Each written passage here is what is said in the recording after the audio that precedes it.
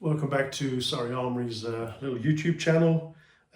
We do a lot of work in film and TV to do with firearms advice, consultation, and to make stuff look realistic and have much more of an impact.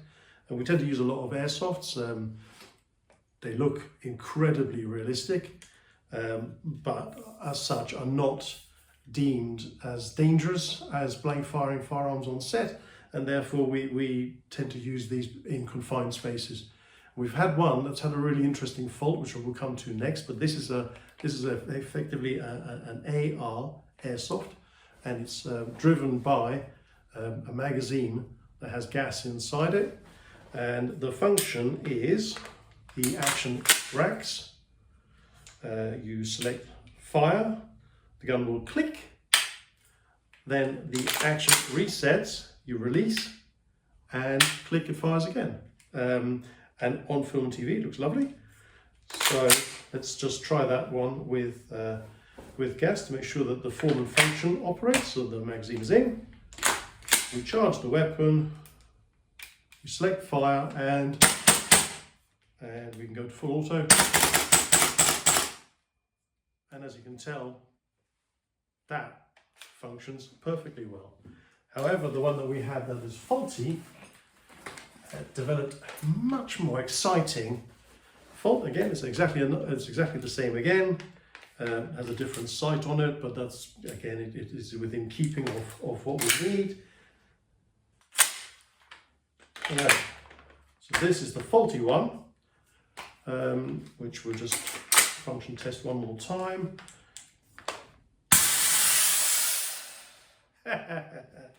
And obviously, if you imagine if this had been a real firearm, that would have been incredibly dangerous. So I'm going to have a little look and see what that is and see if we can recreate that, because that's quite spectacular. So bear with me, I'll have a look at this and we'll get back to it. So let's give that another go. This is a fully charged magazine, and I think the fault is pretty obvious. There we go. And the whole thing's jammed up. So we'll take this one completely apart, have a look at it, and we'll see. Interesting. We'll see what it gives. Hey, interesting. Okay, fine. Right, we'll try that out and I'll come back to you on that with a little report. Right, thanks for hanging on. Let me just get rid of the stupid sling, which is a little bit in the way and kind of fiddly. So this was used in quite a heavy fight sequence and did get bashed around quite a lot. We've now had it apart, and function test. Fires, resets, fires again, and they do look amazingly realistic. I've recharged the magazine, which is all good to go, and on to fire, and fantastic, problem solved. This is why it's important to book a armourer to your production. They are expensive. You can always give us a ring for pricing and products and equipment that we supply. But the key thing is you have to have someone who has a mechanical understanding of the airsofts that are being used. You have to have someone who understands how best to apply them in the fight sequence or sequences. Normally, with this type of thing, we would have supplied some rubber guns, but the client was very specific what they wanted.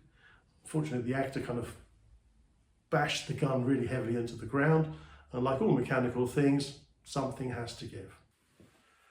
Right, so the summary of taking that RIF, real imitation firearm, apart and putting the working parts back together again and aligning and testing everything. In my opinion, what had happened is the bolt carrier, one of the moving parts, had become misaligned and was striking into the action. seizing it, but it had just enough space to allow the gas to vent out the side, which looked pretty funny.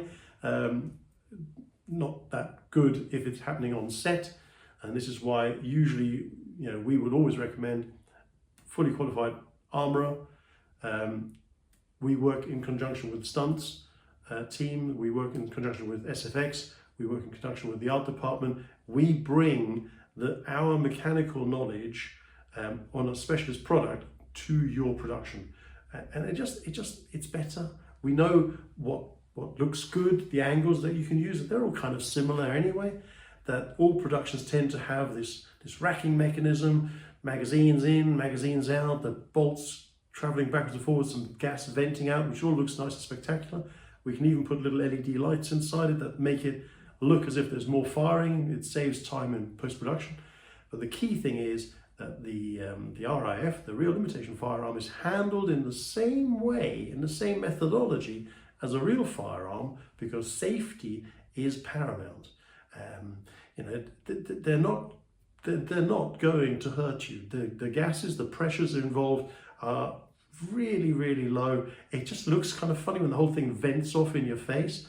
And I do apologize about laughing, because that was not totally expected. But the key thing is, these are specialist effects, specialist tools within production that need specialists to look after them. It's like anything, animal wrangling, specialist props.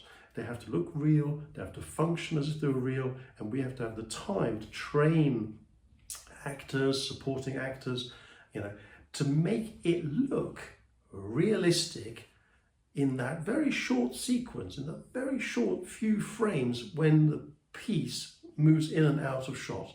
And that's what we try to do. So if you found this useful, please like and subscribe. Perhaps I'll find some other things that will go and look pretty horrible. And we'll see you next time. Thank you very much.